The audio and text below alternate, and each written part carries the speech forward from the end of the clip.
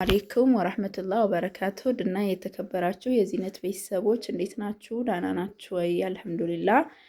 ዛሬ ብዙ እቃ የምገዛው ቢኖረኝም ማስጭነው እቃ ስለነበረ ያ ካልወጣ ሌላ ነገር ማድረግ ስለማልችል የሁለት ሰው ባንድ እያረኩ ነበር ለለቅ ያሰብኩት። ቀለል ቀለል ያሉ አስቤዛዎች ነበሩኝ፣ ለኪን አላዳረሰኝም። ያንን እቃ ያው ወደ ኮሬብ የሚጫን ነበረ። እሱን አስጭኜ ወላሂ ኢሻ አዛን እያለ ነው ከደሴ የገባሁት።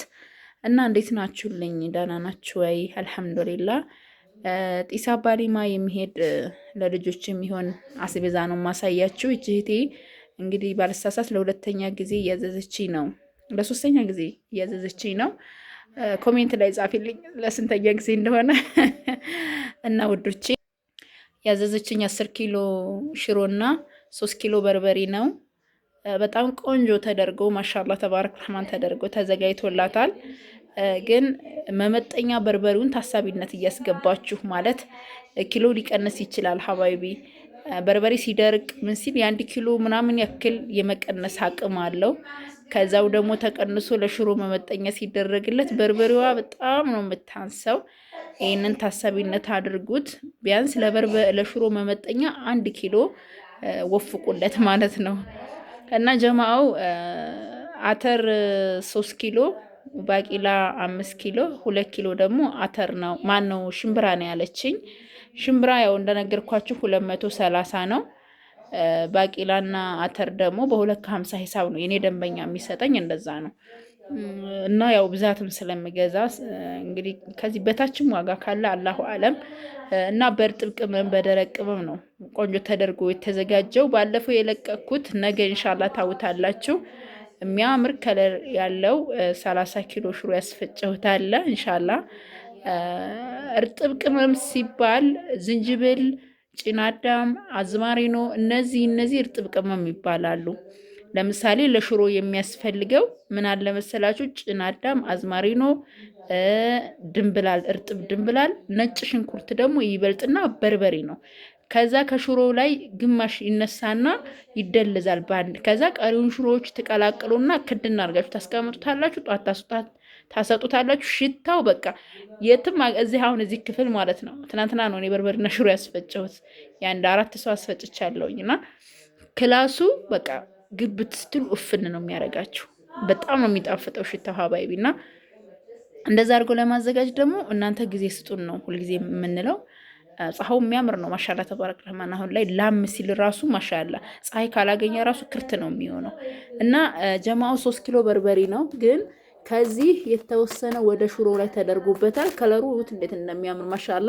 በርበሬው ደግሞ አዲሱ ስለሆነ በጣም ከምነግራችሁ በላይ የሚያምር ቆንጆ የሆነ በርበሬ በ730 ብር ሂሳብ ተገዝቶ ነው። እዚህ ጋር ደግሞ ሽሮ ነው። ከለሩ እንደምታዩት ያምራል። አተር፣ ሽምብራ፣ ባቄላ፣ አተር፣ ሽምብራ፣ ባቄላ ጓያ የለውም። ይሄን ይመስላል። ያው ቆንጆ ተደርጎ በቀይ ሽንኩርት፣ በጭናዳም፣ አዝማሪኖ እነዚህ የምላችሁ ቅመሞች ተደርጎበት ፏ ተደርጎ የተዘጋጀ ምጥን የሆነ በርበሬና ሽሮ ነው። ኢንሻአላህ ኮሜንት ያው ከቤተሰብ ኮሜንት ፈልጋለሁ ኢንሻአላህ። ከዛ 2700 ብር 25 ኪሎ ሩዝ ነው። እዚህ ጋር ደግሞ 30 ኪሎ ጤፍና 10 ኪሎ ማሽላ ተቀላቅሎ ነው። ማሽላ በ62 ብርና ጤፍ ደግሞ ነጭ ጤፍ ነው ማለት ቆንጆ የሚባለው ጤፍ ነው። በ110 ብር ሂሳብ ነው የተገዛላት ማለት ነው። ይሄን ይመስላል እንግዲህ አስቤዛው ማሻአላ ተባረክ ረህማን። እና እዚህ ጋር ደግሞ የልጆች ኬኬ የሚለው ጁዝ አለ 400 ብር። 450 ደግሞ ለውዝ የተቆላ ለውዝ ለህፃን ልጅ ነው። እዚህ ጋር ደግሞ ሱካር ቆንጆ የሆነ ሱካር አለ በ170 ብር። ድሬም ብስኩት ደግሞ 700 ብር። ዘይት 1000 ብር። እዚህ ጋር ምስር ክክ በ230፣ አጃክስ በ20 ብር እና በ55 ብር ሂሳብ ደግሞ ላይፍ ዌይ ሳሙና፣ በ65 ብር ሂሳብ ደግሞ የልብስ ሳሙና። እንደገና 600 ብር ደግሞ በጣም ቆንጆ ላርጎ ነው። በነገራችን ላይ ልብስ አጥቤ ሞክሬዋለሁኝ። የሚገርም ላርጎ ነው። በቃ በዚህ ዘፍዘፍ አድርጋችሁ ትንሽ ተወት ካረጋችሁት ማለት ነው በቃ እነዚህ የቡናም የሻይም የሆነ ጠብታ ውልቅ ነው የሚለውና በጣም ቆንጆ ነው።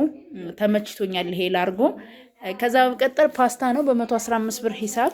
ኦኬ ፓስታ የልጆች ጫማ 600 ብርና 550 ብር 26 እና 33 ቁጥር ነው።